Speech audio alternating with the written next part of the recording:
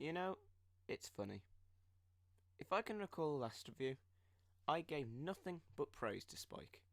He was the most useful, the one who could keep his friend's mind in check, and the only one who could think logically. But I did sadly have to point out the fact that in many episodes after, and even some very recently, he's somewhat looked down upon and being worthless. But that's only because the way he's being portrayed. The worst of which is in this episode.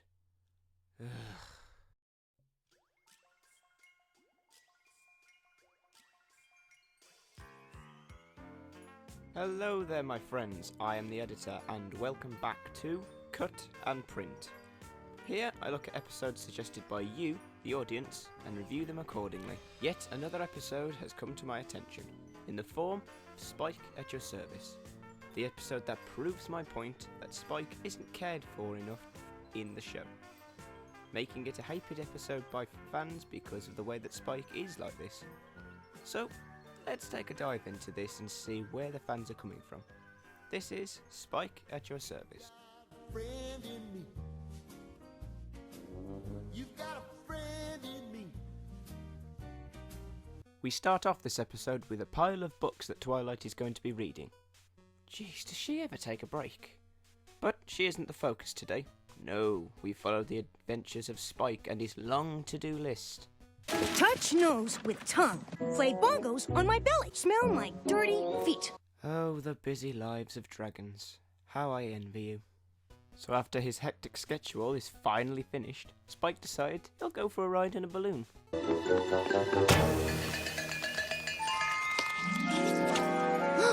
Oh no! Yeah, okay. I don't care what reality you come from. You can't just bump into a rope and it breaks. That doesn't happen. Spike finally gains control of the runaway balloon and finds himself in the middle of the error-free forest. Come on, Spike. Just because this forest is full of wild, dangerous animals doesn't mean that you're gonna see one. Oh, Spike, haven't you learned anything? Don't tempt fate. There, see? Now you're gonna get eaten. Next time, don't ask for shit.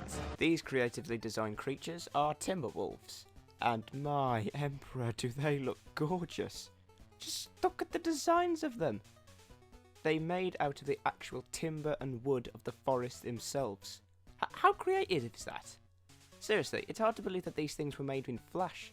They look like something that was made to be cut from Lord of the Rings. Spike seems to be cornered with no means of escape, until Applejack comes to the rescue, fending off the Timberwolves so Spike can escape. She saves Spike after reducing the Timberwolves to splinters, when Spike realises something big. You saved my life. Oh, don't mention it, Spike. Now, I noticed a small but very interesting reference there. Now, I don't know how many of you can remember the show Recess, but there's an episode where Vince saves Mikey from taking a baseball to the face. The result is that Mikey now tries to be Vince. You saved my life! Hey, all I did was catch the ball. It was no biggie. Pop a few things around in this episode and it's quite similar. So Spike and Applejack start to leave the every forest the Timberwolves are rebuilding themselves without magic. Those things are awesome! Applejack head back to her work on the farm, but Spike seems compliant to help her out. Feeling that he doesn't need to help out, Applejack tries again and again to send him away, but doesn't seem to go. So she decides that he can help a little. I reckon you have repaid me in full, so we are officially even Steven. Who's Steve?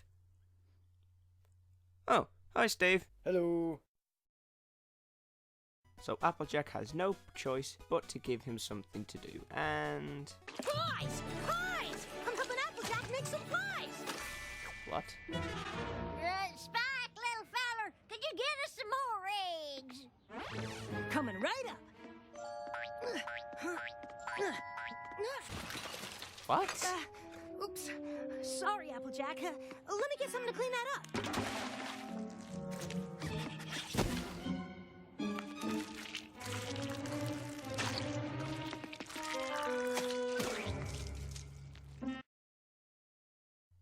What? How in the name of the Emperor is he making all of that mess? Okay, I can see now why the fans don't like Spike in this episode. Because that's not Spike. It's Derpy in a dragon costume. Seriously, how did you come to this decision? The Spike we all know is hardworking, considerate, feels for others, and is ready to help whenever he can. This is just poor excuse for a comedy foil, as the audience are supposed to just accept the change. I mean, that would work if it was the first time that we saw him, but this is the 9th episode of the 3rd friggin' series. If this was about Derpy owing Applejack a life debt, and she did stuff like this, that would make sense, because it's already been established that she's a klutz when it comes to helping. I just don't know what went wrong. Lazy writing there. You can't just change characters' personality traits for the sake of comedy. Also on the subject, why is Spike helping Applejack out? I mean, I know she saved him and all, but this is going over the top a bit. Unless there's a good, well thought out, understandable reason for this. According to the Spike the Dragon Code, I owe you a life debt and must serve you. What? What the hell is Dragon Code? And why the hell are we only being introduced to it now? Seems a bit of an important piece of information to skip over, don't you think? If the audience doesn't understand the reasonings for the explanation, we've never heard of this. This is the first time we've heard of it. Even so, Spike has to go to Twilight to break the bad news that he's not going to be helping her anymore, and is in fact going to be helping Applejack. Oh good, we're going to get some actual thought process for a change. Go ahead, Twilight. Explain the reasons why this is a bad idea. Twilight, Applejack just saved my life from horrible dragon-eating timberwolves. And, as you are aware, I adhere to my dragon code, and this means I must serve her for the rest of my natural-born days. I'm sure you understand. It's been an honor being your faithful assistant. Sounds good.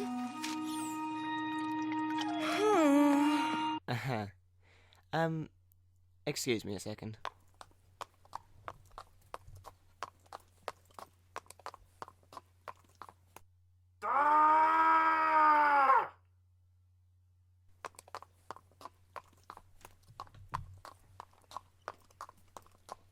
Okay, I think I'm better now. Anyway, it looks like Applejack is now stuck with Spike. Really? I know, I feel sorry for you too. Applejack is now in a never-ending loop of trying to tell Spike that she doesn't need him. If you don't let me do this, I won't be a noble dragon anymore. We're well past that point, mate. So she tries to find something for Spike to do. Or, more to the point, what can he do without hurting himself and others? Oh, okay. I would like you to...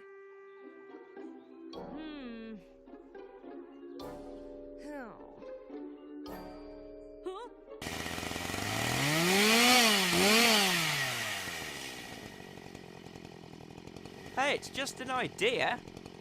After a trip to see Rarity, Applejack explains her predicament and makes me thankful that this episode didn't point Rarity as the point of payback. Oh, what I wouldn't give to have some pony forever in my debt. I'd get him to organize my closets and give me pedicures and help me with my sewing and... Okay, I get... This episode is what it is, and I'm glad it's not that. Suddenly, Rainbow Dash makes an appearance and is introduced to the plot, coming up with an idea that, if presented with an impossible task, Spike would just give up. And once again, Karma's a pain in the ass. Seriously, does no pony understand don't ask for shit? Next, I'm not even going to say it, because we've been over this point like 5 times now. There's nothing else. I don't want you to do anything. If I don't help you, how will I know I'm a noble dragon? Well, stop acting like the comedy foil. That's a good start. Maybe there's things you need help with that you don't even realize you need help with. Maybe Applejack needs help realizing what she needs help with. I think my brain just broke. Has the episode just given up on plot at this point? Because we're just going over the same thing over and over again. It's like watching Jupiter Ascends, but slightly not as boring. Like, maybe your back itches. That does feel good. I don't ship it. seriously, the episode is just desperate to make kids laugh. We already get the point that Spike wants to help out Applejack, and she doesn't need it. Move on already! So Applejack goes to see Twilight. Wait, why didn't you just do that in the first place? Never mind, nothing makes sense in the last 5 minutes, so I'm just going to go along with it. Anyway, it's revealed that Twilight was too distracted with her books to notice that Spike told her. Dead. Sorry, something in my throat. Oh, Applejack, I wish I could, but this is dragon code we're talking about. Oh, come on! She knew about this bullshit as well? So it falls to Twilight to be the only one who can think of an idea on how Spike can stop serving. Well, she's almost the only one. And you want us to shoot you out of a cannon towards a hornet's nest and give Spike a butterfly net so we can catch you mere seconds before we hit the nest and are stung by 1,000 angry hornets! I'll wear this mustache. Oh, Pinky. If only there was such a thing. It would make me enjoy watching this. Can I still wear the mustache? Yes, you can wear the mustache. No, the plan is in fact to recreate the Timberwolf chase scene with Spike saving Applejack this time. I'll admit that's a okay idea. So Spike comes along to rake leaves, and the main six all play their parts, and... Mommy,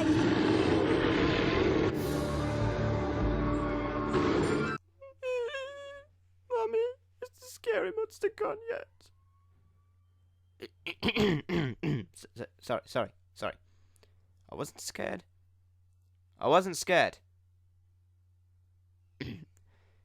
Anyway... The plan doesn't work, as Spike can tell that it's just a puppet. But karma plays its part in this production once more, as a pain in the ass.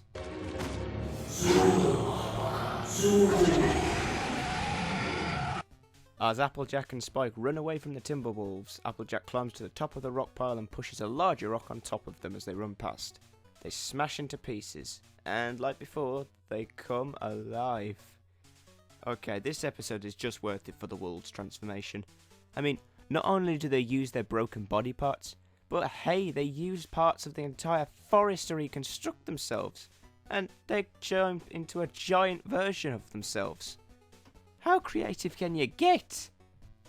Applejack gets stuck for real this time. Karma! And it's up to Spike to help. Yes, Spike! Show the audience that you can actually do something worthwhile. Prove to me, and the audience, and the writers that they are wrong to treat you as such. Come on, Spike, show us what you can do. I have to save you! A pebble? You're going to fight a giant Timberwolf with a pebble? This isn't David and Goliath.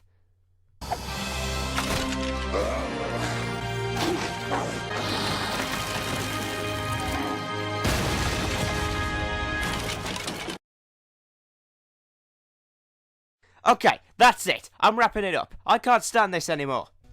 Applejack and Spike have one last heart-to-heart and agree to just be friends and not serve each other anymore. And that was Spike at your service. And my Emperor, that was painful to watch. Can we just wrap this up already, please?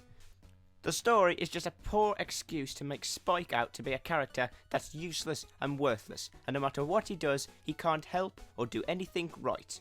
Which is just pathetic. Spike is a hard worker, and we've seen that. He can think for himself, he can handle himself, and whenever he needs to, he can stand up for himself and the others. Lest we forget, in Lesson 0, he was Jiminy Cricket. In Ghostbusters, he was the mark of confidence. And do I even need to mention how much of a good role he played in A Dog and a Pony Show? Even if this was the very first episode of Season 1, we've seen how he can be helpful to Twilight, and he tries to help her out in risky situations and making sure that she stays on track. But this is not Spike. This is a complete 180 of his character development. A desperate attempt to add comedy and foil jokes, and a slap in the face to him and all of his supporting cast. Especially when in this episode, he's the co-star. Overall, I can see why fans hate this episode. It's not keeping to the previous plot, it's a complete character change, and it's just, we're supposed to accept this dragon code. This is not Spike. I think that Rarity puts this quite well in herself in the episode. How However did you come up with that ingeniously woven, intricate plotline? Just came to me. Even they know it makes no sense. It's very sad when the characters in your own show can tell you that this isn't working. For that, bronze. Just bronze. Enough said. Next is animation. At least I can talk about this positive. For some parts, mainly the animation lies in the way Spike can make different messes all the time to show that he's not being helpful at all. Nothing too impressive, just creative. But the main focus for me was on the Timberwolves. That was just gorgeous to look at. I don't know who designed these things, but I congratulate you on a job well done. The design, the way they can regenerate, and the actual fact that they can literally become one with the forest is the most creative input on a mythological creature I've ever seen. For that, just because of the wolves, animation gets silver. Lastly, there's the moral. That's what friends do. That's it. That's all the moral was, is to just point out that friends help each other, and nothing more to that. Moral gets bronze. Well, there you have it, my friends. Spike at your service. I understand now why the fandom views on this so narrowly. I just hope they can make some better changes in the future. Well, thank you all for watching. Join me next time when we'll be looking at another suggested episode. If there's an episode, a subject matter, or even a fan-made animation you want me to review, leave a comment in the comment section below, and I'll see what I can do. I'm the editor, and cut, that's a wrap. I'm gonna go have a lie down.